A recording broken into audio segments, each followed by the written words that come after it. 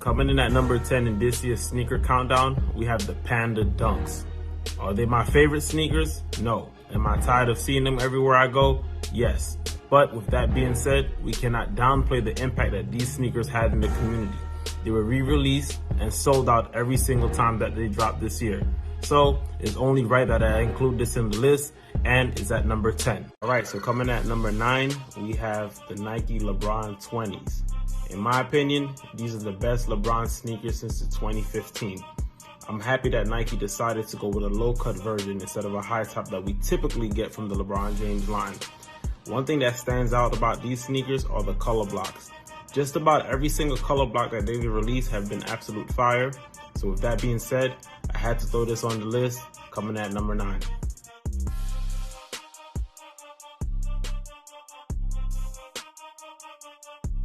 Alright, so coming at number 8, we have the Salehe New Balance 999 collaboration. So as we know, there's no one in the sneaker game as hot right now as Salehe Bembury. Just this year alone, he has collabs with Vans, New Balance, and even Crocs. What makes this particular New Balance collab so special is the color blocking and the materials used to produce it. As we know, anything that Salehe puts out always has some type of meaning or inspiration that comes behind it, and I believe this one was due to his outdoor hiking in the mountains of California. I expect Salehe to make our yearly countdown list, and this year we have this New Balance 999 collab at number 8. So coming at number 7 on our countdown, we have the Adidas and Gucci Gazelle collaboration. As you know, Adidas is known for their shell toe and their Stan Smith line, but I've always felt that the Gazelle was the most underrated pair they've ever created. I'm not the biggest fan of Gucci footwear. I feel like sometimes they can be over the top, but there's no denying that they bodied this collaboration. I love the way how they combine the classic Gucci logo with the timeless silhouette of the Gazelle.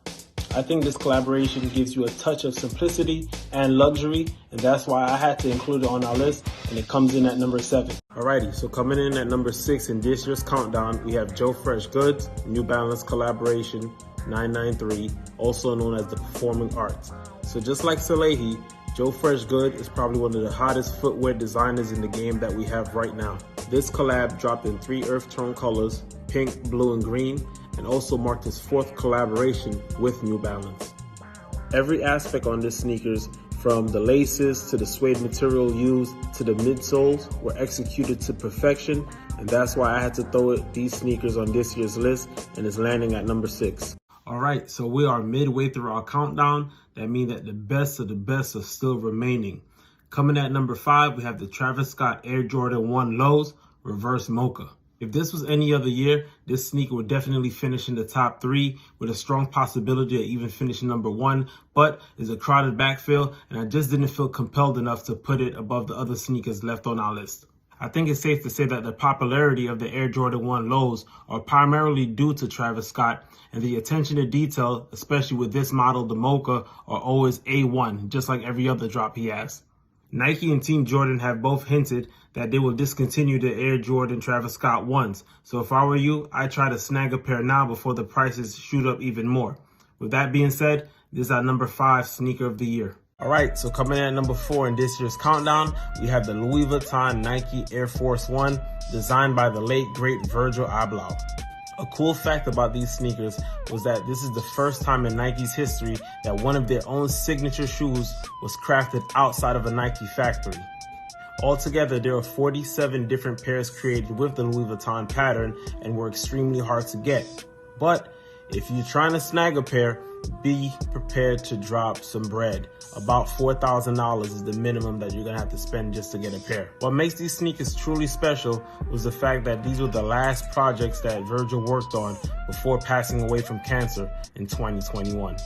Alright, so coming at number 3, we have the A Ma Maniére Air Jordan 4s.